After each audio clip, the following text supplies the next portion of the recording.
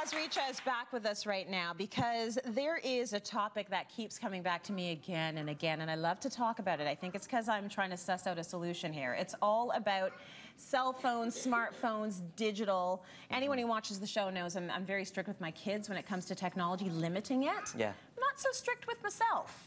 So I want to go over some of the issues that we might be having because we're so attached to our digital devices. Yeah, thanks, Rachel. Well, there's 3 P's of problems with cell phones today. The first one is physical. When you tilt your head down to text, you're adding 60 pounds of pressure on your spine. If you talk to any physiotherapist, they'll say they're starting to see a lot more thumbs coming in when it used to be arms or legs. I myself had, my thumb just stopped working last year because I was texting too much. Oh, wow. Problems physically are a huge issue. Yes. The second one is psychological. When you're eating your cornflakes at home, inevitably someone's at a breakfast buffet in Cuba with a pile of lobsters on their plate and they put it on Instagram, right?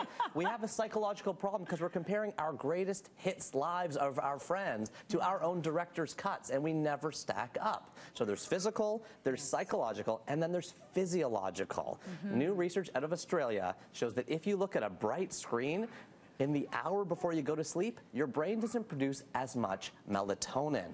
This is a problem because that's the sleep hormone. It helps you hit deep sleep. And if you don't get a restful sleep, you're even worse the next morning. So there's a physical problem, there's a psychological problem of comparing ourselves, and there's a physiological problem of the fact that we're not producing the hormones we need to sleep when we're looking at bright screens. Those are the 3 P's of problems with cell phones today. You've always been very good about limiting your own digital use, aside from the texting thumb you got. Or maybe that's the reason why you started sort of following your own rules. So what should we all be doing to try and separate from these devices? Because there's something very sexy and fun about being on your Instagram. Like, you just want to look at it. And, I find myself looking at it for no good reason, even when I just open up my phone to check the weather. Oh, look, I've hit Instagram, Twitter, Facebook, and then Instagram, Twitter, Facebook, and then email. And then let me check over here. Oh, there's a link to an article. Let me go to Google.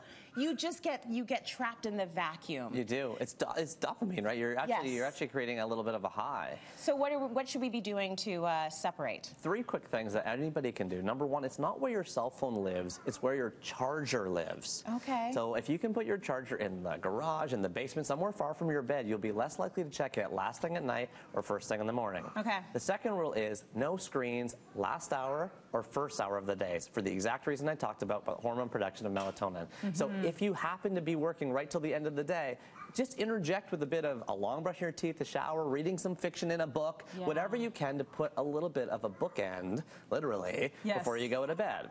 That's the second thing. And the third thing is we all have to switch our phones from push mode into pull mode. We've talked about this before. You have to live in airplane mode so that the suite of texts, alerts, notifications doesn't bother you all day, but instead you choose when you're going to receive that onslaught, and it's up to you.